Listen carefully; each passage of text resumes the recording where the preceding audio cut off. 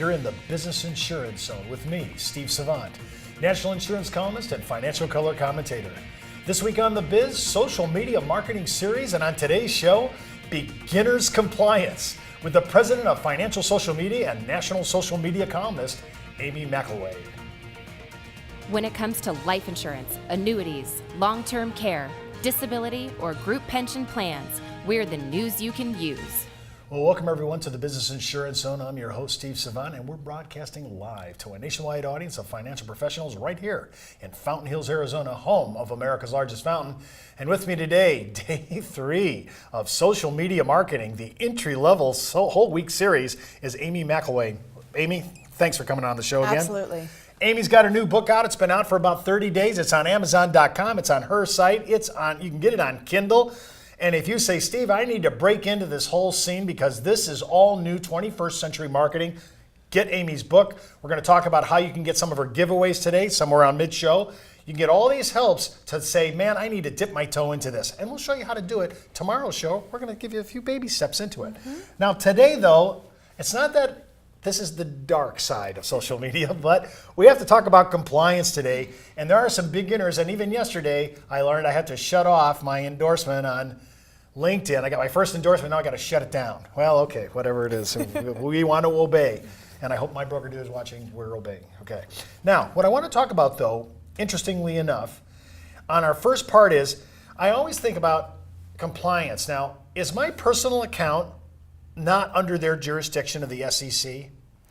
It depends on your broker dealer, really, because FINRA has laid out some great guidelines, but every broker dealer is interpreting it differently. I'd like to really say that, if you're mentioning your company on any of your profiles, then it probably should be under their jurisdiction. So remove that company. But the bottom line is personal and business, the lines are becoming more and more blurred as we move forward in this era of technology. So just be conscious of what you're saying and be aware that anything you're putting online is going to stay there and it can be found by somebody.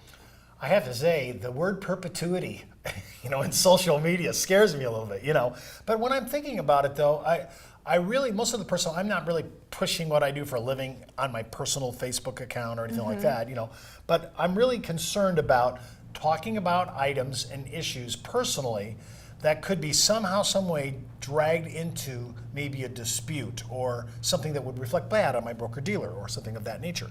And so I think you need to be kind of a heads up, just good prudence. Just have to think good prudence. Common sense. Common sense goes a long way when it comes to social media posting.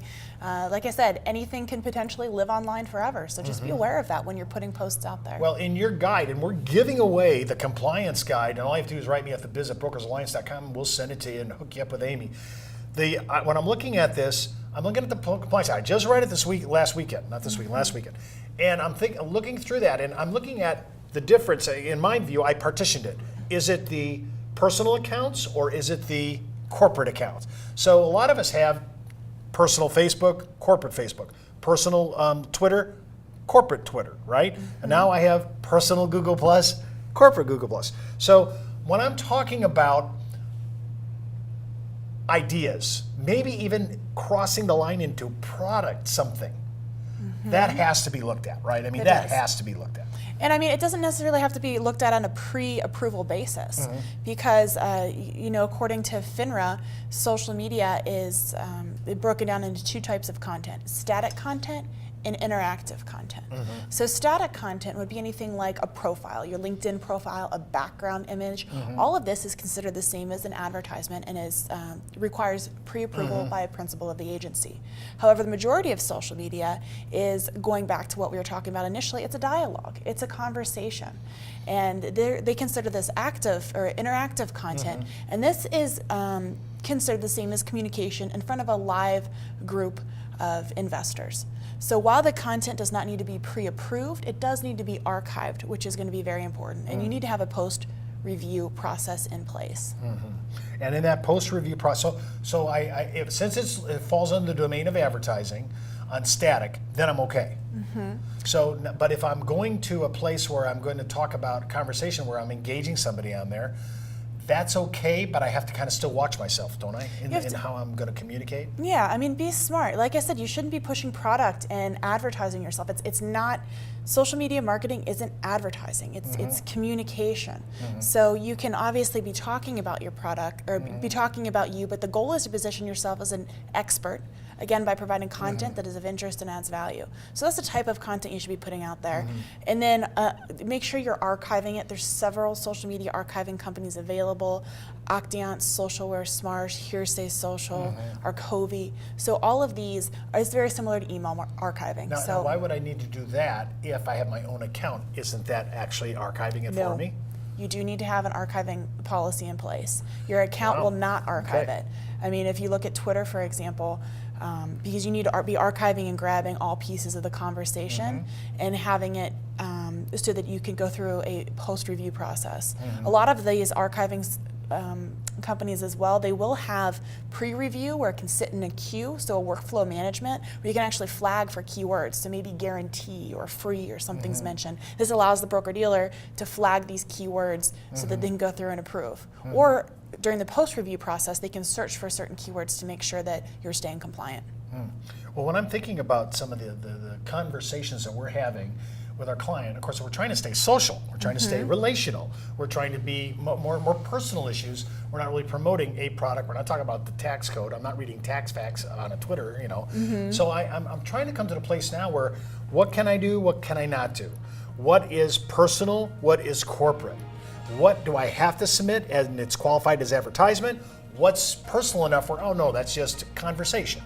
All those things are things that you can read about. And again, we're giving away the compliance guide that Amy has on her site. It's to die for, and it'll keep you out of the hot water, I assure you. When we come back from the break, we're going to continue to address the broker-dealer compliance procedures for social media. And don't forget to enroll in IULUniversity.com for the best training, education, and sales support when it comes to life insurance for retirement income. You're listening to the insurance industry's #1 resource for products, planning ideas, carrier information, and interviews you can use. When it comes to life insurance, annuities, long-term care, disability, or group pension plans, we're the news you can use.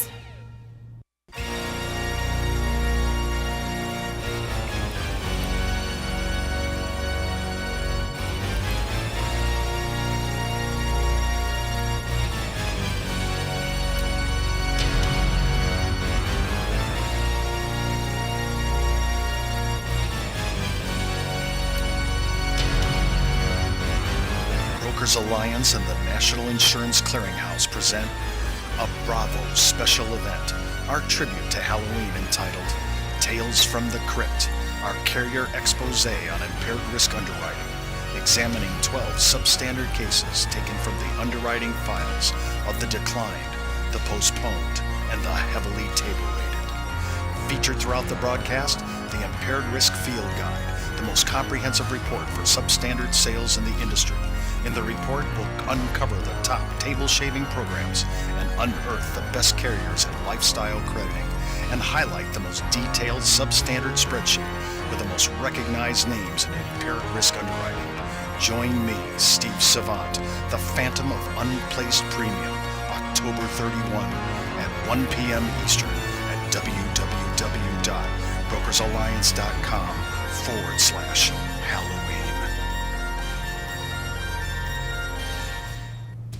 Well, welcome back to the Business Insurance Zone. I'm Steve Savant, and with me, Amy Mcllwain. And remember, you can order today's giveaways at thebiz at brokersalliance.com. We're giving away the compliance guide, the quick guide, and the internal marketing guide, all provided by Amy. And if you write your first case, I'll send you her brand new book out on Amazon.com, The Social Advisor. And just to kind of go after last segment, I want to pick up on Chapter 9, Compliance, what you need to know. And by the way, I would say I'm going to have to read this a few times over after the last segment just to make sure I'm compliant, because we all want to be compliant. I mean, there's nobody that's out there wants to say, forget them, right?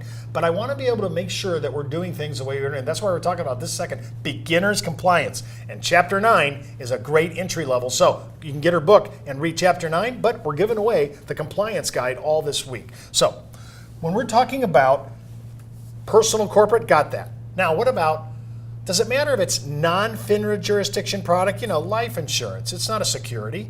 Annuities, fixed annuities, indexed annuities, thank you, Section 151A. It's not under their jurisdiction now. So, but if I'm still a registered rep, it could be. Yes. So talk a little bit about non-FINRA products and FINRA products. Some broker dealers are okay with that, some are not. Exactly. It all goes back to your broker dealer.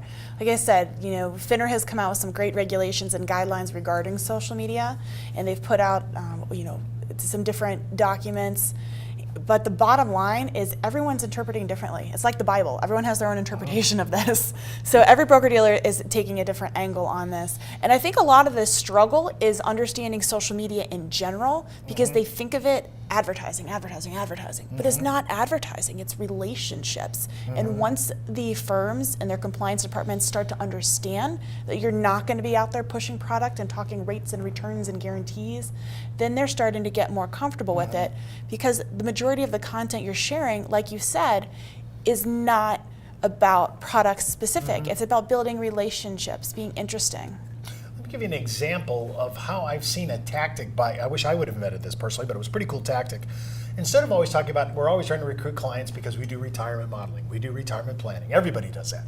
The same olds on everybody's Facebook, LinkedIn, they talk about it on Twitter the same way. But I noticed this person talked about retirement in all the things that you wanted to do. All he was doing was, here are some of the things my client's doing. Oh, they come from German heritage. They're going to Germany for the 300th celebration of Oktoberfest. You know, things you can do in your retirement. We're taking all our grandkids to Disneyland. We're buying the top of the line camera and we're gonna film the whole 10 days. You know, basic things you want to do. I never thought about retirement planning. Well, we're doing about how much money I can accumulate to retirement, but this was about, hey, I got it. What am I going to do when I get there? And these were all great things, and his Facebook was pummeled by people he didn't even know, not even his clients, because he's just talking about things I'm going to do in retirement. It sounds so cool. It's about that content. So putting out content, add valuable stuff. So top 10 places to retire, or 5 questions to ask when buying a life insurance policy, or like you said, go more on the personal side of things and just kind of make it fun and engaging. I saw an ad for a property casualty on his Facebook. It was Property Casualty Agent, and he was doing the clip, even though his company is not Progressive. He had little clips of Flo on there, he had little clips of the Geico, and they were talking to each other. It was hilarious. And that kind of social, the guys were, well, who should I go with? Well, since I'm a broker, I can go with any of these. That's what he was promoting. But he wasn't promoting that so hard. He was promoting the mascots, or the people who are the talent, like Flo as an example. And it was hysterical, and it was very entertaining, and it made me want to watch. And because I'm kind of like, I'm semi-creative, I was like, hey, maybe I want to talk to this guy about my PC, my property casualty stuff, because he did something different. Now, in broker-dealer, there's an approval process. I liked what you said. You kind of divided it. There's pre-approval that can kind of be in the queue. It's not really, doesn't need to be approved, just needs to be in the queue. Then there's stuff that actually has to be approved. And you put that in there, and you need an archive procedure. Now, are these broker dealers, because as you just said, we're all over the board between wirehouse and independent PDs, we don't know what their protocols are because they're all different. So in that regard, how do I go ahead and use both of these ideas? You know, when I'm looking through your compliance guide, I'm trying to divide how I think and how I write. So if I have all these people watching our show today, I'm saying, okay, my pre-stuff, I'm just going to put that in. It's not so much it needs approval. They just need to know I'm doing it. Right? So how do I divide that? What's the definition? What's the demarcation line on that? Blogs and videos are usually require pre-approval by most broker-dealers. But again, going back to FINRA's, I think it was the 1139 or the 1006, they said blogs can go either way. If it's a conversational and you're updating it on a regular basis, then that's interactive content, and it doesn't necessarily need to be pre-approved. But ultimately, it does go back to the broker-dealer. Everyone is interpreting it differently. One of the key things I'm really seeing, though, is while a lot of them at first were like, oh no, everything has to be pre-approved. Like, we need control of everything. They're loosening up because A, it's not practical or scalable, and even more importantly, it doesn't work. Social media is a conversation. It would be like going to a party and asking me, Amy, what do you do for a living? And before I respond to you, I'd have to be like, oh, hold on, I have to go ask my broker dealer if I'm allowed to answer this question. Or my vision was, when we first got into this, was you pull up your smartphone and said, let me tell you what I can say to you. Exactly. Oh my gosh. Listen, we're going down this road. We're trying to figure out ways to be compliant, to agree with our broker-dealer's protocols, and use all these cool ideas that are really good marketing and, by the way, some bit of campaigning that you can do, soft selling, all on social media. Unbelievable. Remember, you can watch this show and all our shows by clicking on the red on-demand video button right on our homepage at brokersalliance.com. Well, that's the Buzz on the Biz for today. You've been in the zone, the business insurance zone. The Biz is brought to you by Brokers Alliance, a national leader in insurance products, support services, and educational workshops. When it comes to life insurance, annuities, long-term care, disability, or group pension plans, we're the news you can use.